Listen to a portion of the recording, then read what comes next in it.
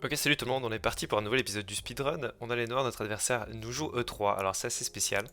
Il vient pas tout de suite mettre un pion au centre. Nous on va le faire tout de suite, alors il joue des coups de pion un petit peu spéciaux. Très bien, nous on va se développer de façon très classique.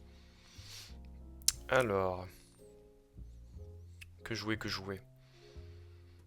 Hmm, Écoutez, on va mettre la pression sur sa dame. On gagne un temps parce que le fou est protégé par le cavalier. Euh, je pense qu'on n'a pas trop envie de l'aider à se développer. Et là, il vient nous chasser tout de suite. Donc on voit que notre adversaire joue pas mal de coups de pion. Je pense que ça pourrait lui porter préjudice dans la partie. Donc là, le pion est défendu deux fois par le fou, la dame, et il est attaqué deux fois, donc on n'a pas le temps de prendre.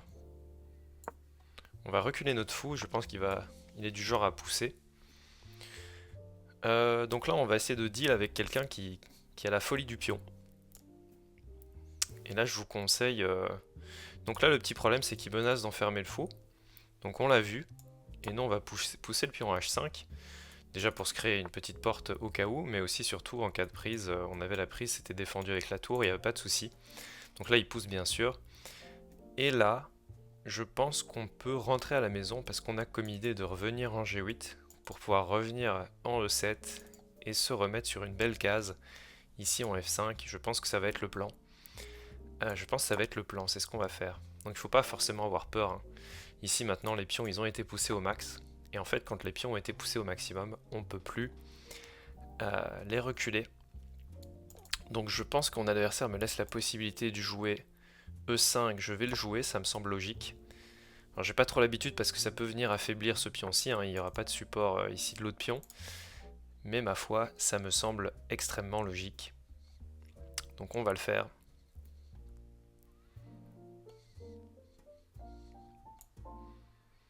Je pense qu'on va développer notre fou ici, on va rien faire de sorcier. On va essayer de jouer vite.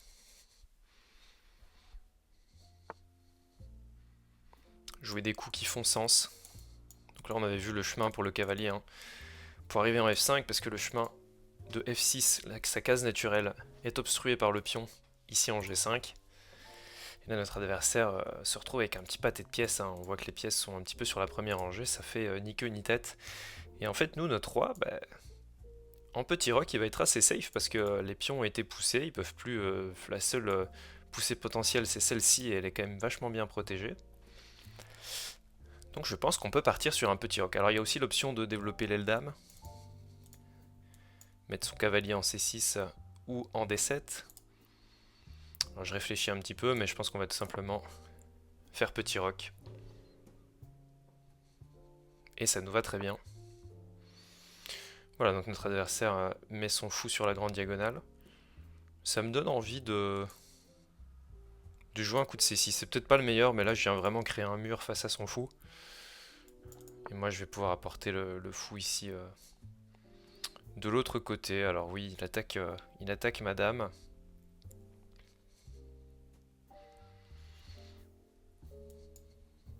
Est-ce que je peux pas pousser le pion pour le chasser bêtement?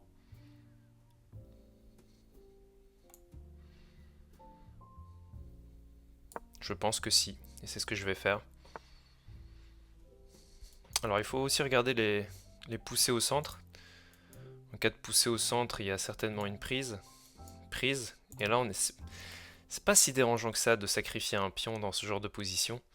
Et je pense que je vais le faire pour vous montrer un petit peu. Alors là, c'est un petit peu embêtant parce que si je le fais, en fait, je m'ouvre ce petit mur. Donc je vais plutôt finalement, je vais... Après réflexion, on va plutôt préférer le développement. Ou alors préparer le coup, tiens. Préparer le coup, ça peut être une bonne idée aussi. Euh, Mais j'ai envie de me développer. Donc je vais jouer simple. On va se développer. On voit que mon adversaire joue très vite. Mais ça ne changera rien. Voilà, on a mis toutes nos pièces sur des cases, sur des belles cases.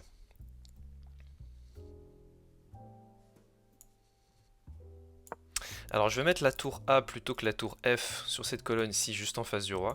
Parce que j'ai l'impression que cette tour-là, elle est plutôt bien placée. Et que cette colonne pourrait s'ouvrir un jour. Donc c'est ce que je vais faire. Et là maintenant il y a vraiment ce plan de sacrifier. Et je pense que c'est ce que je vais faire. Parce que ici, le fou il l'a mis, il attaque mon cavalier, mais mon cavalier est défendu, donc il n'y a pas trop de soucis. On va essayer de calculer un petit peu. Sur pion pousse, il va certainement prendre du pion. Parce qu'il n'a pas vraiment d'autres belles cases. De toute façon, je prendrai si jamais. Enfin, il peut mettre son fou ici, mais j'aurai la poussée. Donc sur pion pousse, il va prendre du pion. Ce sur quoi je reprendrai du pion. Et là, le pion va être en prise 3 fois. Mais c'est pas ça l'idée. L'idée, nous, c'était juste d'ouvrir la colonne en face du roi. C'était le plan principal. Alors j'ai aussi un coup comme cavalier F5 qui vient mettre une pression sur le pion et qui vient libérer la tour. Donc ça peut être peut-être encore mieux. Et je vais le faire.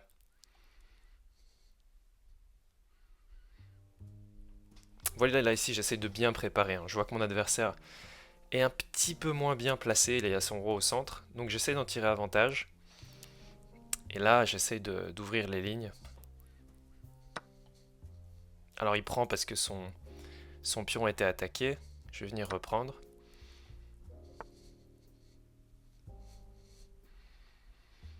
Très bien, là il attaque notre fou. Je pense qu'on va venir le replacer, se mettre à 2 cases du cavalier. Avec les fous, c'est toujours une bonne chose de se mettre à 2 cases du cavalier. Vous voyez ici, hop, 2 cases du cavalier. Parce qu'en fait, le cavalier, on dit qu'il est dominé par le fou. Donc là, on se place au bon endroit et là, on va venir jouer notre coup. J'en parlais de ce coup et on va venir le jouer. Et pourquoi on l'a joué? Parce que non seulement ici, on attaque une pièce et je pense qu'on gagne la partie tout de suite. Ici, on attaque une pièce. Et en plus de ça, vous voyez, on l'avait dit, on crée ce clouage. Et en fait, le problème de notre adversaire, c'est qu'il a pas roqué. Et ça, c'est pas terrible. Donc là, on gagne une pièce, on la prend. Il vient la reprendre. Et comment est-ce qu'on peut tirer avantage de ce cavalier? Est-ce qu'on n'a pas une poussée? Mais en fait, il pourrait reprendre. Et en fait, ça m'ouvrirait quand même un petit peu les lignes sur le roi, donc je sais pas si c'est le meilleur coup. Je pense que là, la position est déjà gagnante. Donc on va peut-être pas s'embêter des masses. J'ai même des coups un peu dingues, comme fou ici. Vu que le cavalier est cloué, si prise du pion, je peux reprendre de la dame. Mais il pourra prendre tout simplement de la dame. Du cavalier, pardon, et sa dame sera défendue, donc c'est pas un très bon coup. Il faudrait en fait pouvoir remettre une pression sur le cavalier. Et en fait, est-ce que F5 est pas bon quand même? Parce qu'en cas de prise du pion, on va pouvoir reprendre du pion. Il pourra peut-être pousser, mais ça me paraît plutôt bien. Ça me paraît plutôt forçant comme variante, donc je vais le faire. Sur prise en passant, on va prendre du cavalier. Et en fait... Ok, donc là il nous donne une deuxième pièce. Très bien. Écoutez, on va prendre la deuxième pièce. Là on peut mettre un petit échec pour se faire plaisir. On peut prendre du pion aussi. Ce qui me paraît très logique. Alors si on prend du pion, il peut prendre ici. Mais on prendra la tour. Donc je pense que là tout est gagnant, tout gagne. Et on n'a pas peur de la prise du pion ici avec les deux pions. Parce qu'on a trop d'avantages de matériel. C'est trop écrasant. Donc on voit notre adversaire joue très vite, mais c'est pas forcément des bons coups ici. Donc ici vous l'avez vu, encore une fois. On va faire une découverte avec le fou. Je pense que ici est une des plus belles découvertes parce qu'on va attaquer. Ou alors on a le pion tout de suite ici, mais il peut reprendre de la dame, donc ce serait pas bien joué. Ce qu'on va faire, c'est qu'on va mettre un échec intermédiaire parce qu'en cas de roi bouge, on va pouvoir faire un échec ici. Et là...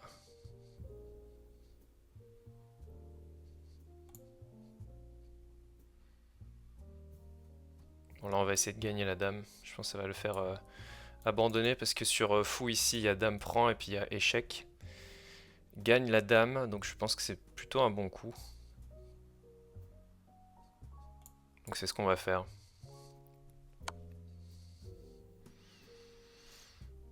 Ok, il l'a vu, mais là on va tout simplement... J'allais dire on va défendre, mais en fait il a tout reprend, parce qu'en cas de prise il va pouvoir reprendre la dame. Donc c'est bien joué. C'est bien joué. On va venir placer notre roi ici. Peut-être pion ici qui est pénible. Il faut que je fasse attention au contre quand même. C'est pas gagné encore. Il faut pas que je me dise que c'est gagné. La partie n'est pas terminée. Ah non, j'ai mal joué en fait sur fou ici. Ma dame était défendue. Pardon. Bon, je me retrouve encore en manque de temps. Ici, on va essayer d'accélérer. Pas toujours évident de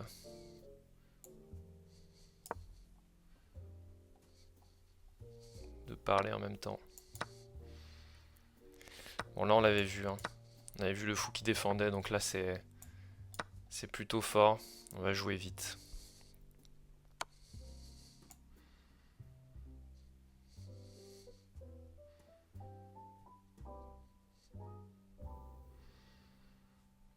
On va jouer vite, on va essayer de sortir des problèmes.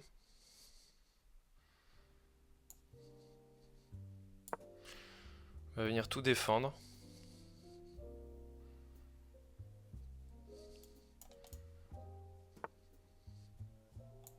On va sacrifier évidemment. Quand vous avez un avantage comme ça matériel, il faut vraiment pas hésiter à venir sacrifier, à simplifier la partie.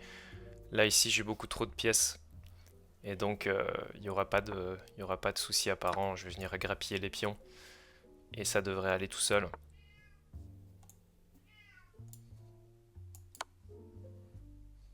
Si le pion est protégé, il n'y a aucun souci.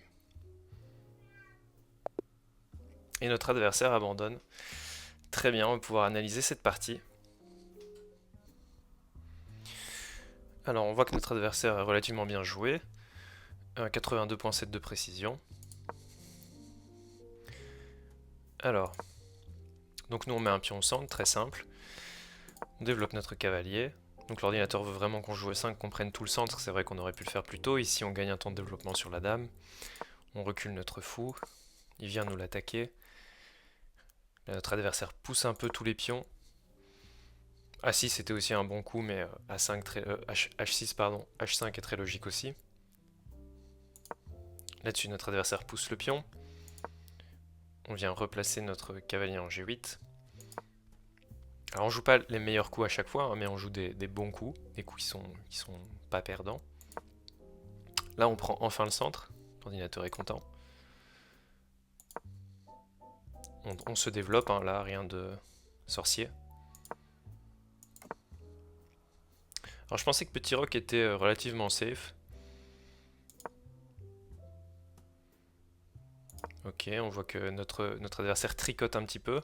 Ici il met le fou, on joue C6, on s'est dit on lui crée un petit mur, ça me semblait être une bonne idée.